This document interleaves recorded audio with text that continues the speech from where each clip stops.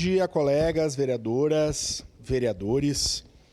Eu componho a Comissão de Trânsito e Transporte da Casa, que não discutiu a matéria. Nós não tivemos uma audiência pública para falar sobre essa matéria, a não ser que eu esteja enganado. Podem até me corrigir, mas eu não lembro.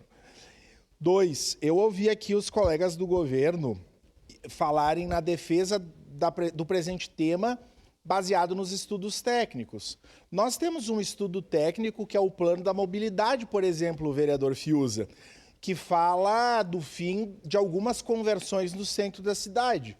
E, nesse caso, o governo não aplica essas orientações técnicas por uma decisão política, de não se suscetibilizar com os motoristas caxienses que não querem fazer as conversões. Então, o argumento de se centralizar pelas orientações técnicas, ou ela serve sempre, ou ela serve só às vezes. Porque eu tenho discutido o tema da mobilidade e nós temos conversado sobre isso. Então, e 2, eu concordo que nós precisamos incentivar as pessoas a andar de ônibus.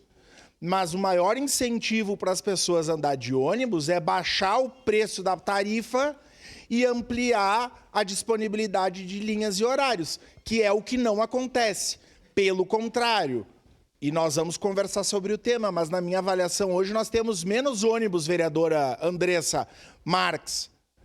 Qual é a percepção, qual é a discussão que tem das pessoas na sociedade? Então, eu acho que tem que espraiar, tem que ampliar esse assunto, né? Se é técnico, tem que ser sempre técnico, se não, tem que assumir que é técnico / político, ou às vezes só político. Então é isso. Em razão dessas contradições, que o meu voto é não nesse momento. Muito obrigado. Em declaração de voto, vereador Capitão Ramon.